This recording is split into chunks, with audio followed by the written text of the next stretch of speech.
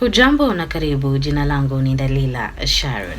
Aliyekuwa jaji wa mahakama ya Afrika Mashariki Charles Nyachae na aliyekuwa msajili mkuu wa mahakama Anna Madi ni miongoni mwa watu ambao wameonyesha nia ya kuwa mwenyekiti wa IEBC. Wawili hao pamoja na wengine 35 wamejumuishwa katika orodha ya waliotuma maombi kwa jopo la uteuzi wa IEBC.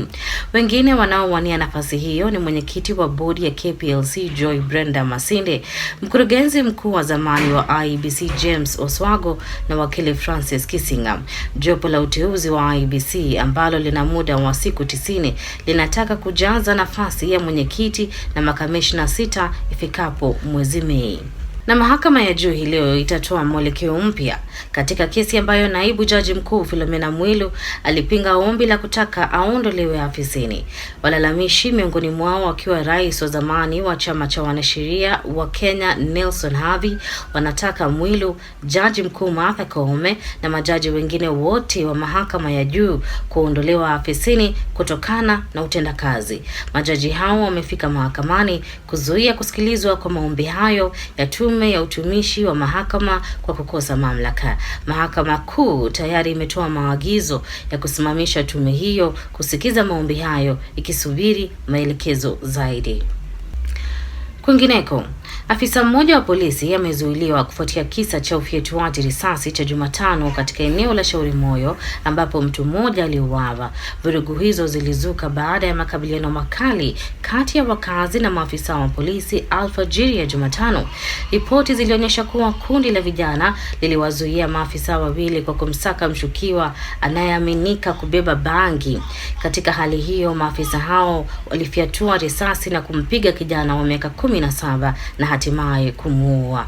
Tukio hilo lilizua taharuki kwa wananchi waliofunga barabara maeneo ya Shauri Moyo na Majengo na kuteketeza nyumba 3 na gari la polisi. Kulingana na msemaji wa huduma ya kitaifa ya polisi Mushiri Nyaga, polisi walimtambua afisa anayeshukiwa kumuua kijana huyo. Afisa huyo alinyang'anywa silaha na kuzuiliwa huku mamlaka huru ya kusimamia polisi IPOA ikialikwa kuchunguza mienendo ya askari huyo. Na tukisonga mbele, maafisa wa upelelezi wanawasaka wauaji wa mwanaume mmoja ambaye mwili wake ulipatikana katika nyumba yake eneo la Riruta, Nairobi. Jirani wanasema walikuwa wametatizwa na harufu mbaya kutoka kwa nyumba ya mwanaume huyo na kuwafanya wachunguze nini chanzo. Ndipo alipompata marehemu aliyetambuliwa kama Robert Kinyua wa miaka 23 akiwa amefariki siku ya Jumanne. Haijulikani Robert alifariki lini, lakini maafisa walisema kutokana na mwili huo kuoza kuna uwezekano tukio hilo lilitokea angalau siku 2 zilizopita. Washambuliaji hawajatambulika bado.